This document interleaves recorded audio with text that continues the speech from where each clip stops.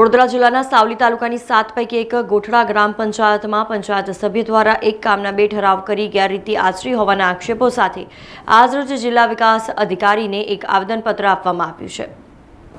ગોઠડા ગામના સામાજિક કાર્યકર રાજદીપ રાણાએ સાવલી તાલુકાની 7 પૈકી એક ગોઠડા ગ્રામ પંચાયતના સભ્ય ડોક્ટર પ્યારે સાહેબ રાઠોડ દ્વારા એક જ કામના 2 ઠરાવ પાસ કરાવી ગેરરીતિ કરી હોવાના આક્ષેપ કર્યા હતા।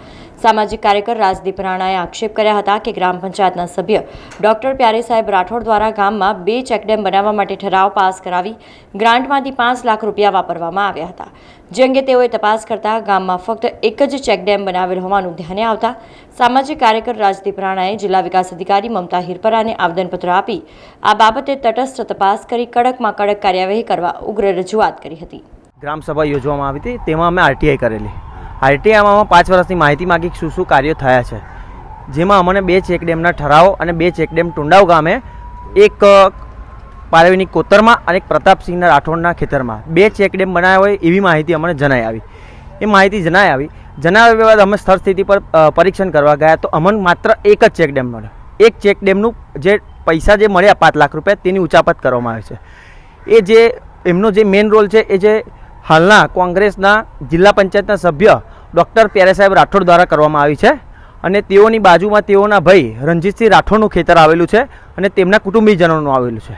એટલે એ બંનેએ પોતાના અને વ્યક્તિગત પોતાના પર્સનલ આર્થિક લાભ માટે જે સરકારી નાણાં આવ્યા હતા ભાજપ સરકાર દ્વારા આપવામાં આવેલા તે ખોટી રીતના વાપરી નાખ્યા છે, જેથી અમે ડીડીઓ ઓફિસમાં રજૂઆત કરવા અને કાયદેસર કાર્યવાહી કરી તેઓની પર કાયદેસર કાર્યવાહી કરી તેઓનું સભ્યપદ તાત્કાલિકપણે રદ કરવામાં આવે તથા જે ઉચાપત કરેલા નાના છે તેઓની પર ફોજદારી રાહે કાર્યવાહી કરી તેઓને કાયદેસર પગલાં લેવામાં આવે।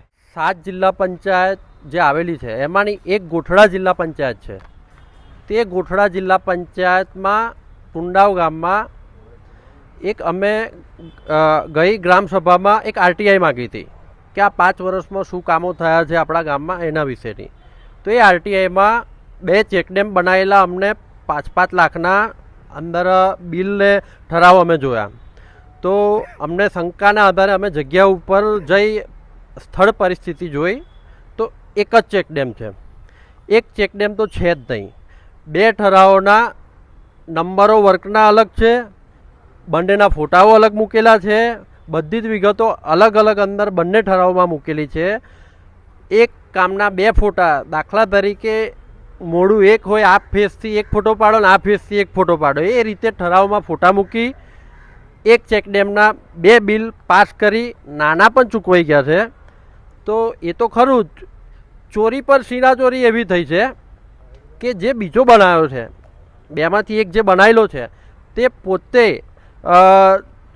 ગોઠડા જિલ્લા પંચાયતના સભ્ય ડૉક્ટર પ્યારે સાહેબ રાઠોડ તેમના ખેતરની બિલકુલ અડીને જ પોતાના વ્યક્તિગત વપરાશ માટે તે એક ચેકડેમ બનાવેલો છે।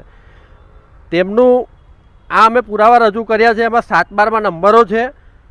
પ્યારે સાહેબ રાઠોડનું આજુબાજુમાં જમીન છે, રણજીતભાઈ રાઠોડ તેઓની ફેમિલીની જ મિલકત છે। એટલે આ સરકાર કોઈને વ્યક્તિગત કુટુંબ માટે પોતાના આર્થિક લાભ માટે કે ગ્રાન્ટો આપતી નથી, જાહેર હિત માટે આપે છે। તો આ ખોટી રીતે જે ગ્રાન્ટ વાપરી છે અને એક ગ્રાન્ટ એક ડેમ અમારો ખોવાઈ ગયો છે તે શોધવા માટે અમે અરજી કરવા આવ્યા છે કે 5-5 લાખની 2 ઠરાવો અલગ, બંનેના પૈસા ચૂકવાઈ ગયા છે, તો બીજો ચેકડેમ ગયો કઈ અને આ વ્યક્તિગત ઉપયોગ માટે જે ચેકડેમ એમને જે બનાવ્યો છે એમાં મારા ગામમાં 5,500 લોકોની વસ્તી છે, એમના પરિવાર સિવાય કોઈને પણ ટીપું પાણી મળે એવી કોઈ સંજોગો જ નથી, આજુબાજુ એમની જ મિલકત છે।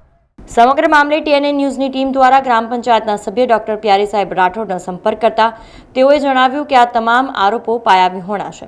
તેઓએ પણ જણાવ્યું હતું કે તેઓ દ્વારા એન્જિનિયરિંગની સલાહ મુજબ ચેકડેમ બનાવવામાં 50 લાખ રૂપિયા જેવી માતબર રકમની જરૂર હોવાથી માત્ર એક ચેકડેમ જે 15 લાખમાં બને તેવો બનાવવાનો ઠરાવ પાસ કરાયો અને તે માટે તેમની ગ્રાન્ટમાંથી 3 વાર 5-5 લાખ રૂપિયા એટલે કે 15 લાખ રૂપિયાના ખર્ચે આ એક ચેકડેમ બનાવાયો છે। સમાચારોના સતત અપડેટ માટે ટીએનએ ન્યૂઝને યુટ્યુબ પર સબસ્ક્રાઇબ કરી બેલ આઇકોન પ્રેસ કરો અને અમારી સાથે જોડાયેલા રહો ફેસબુક, ઇન્સ્ટાગ્રામ અને ટ્વિટર ઉપર।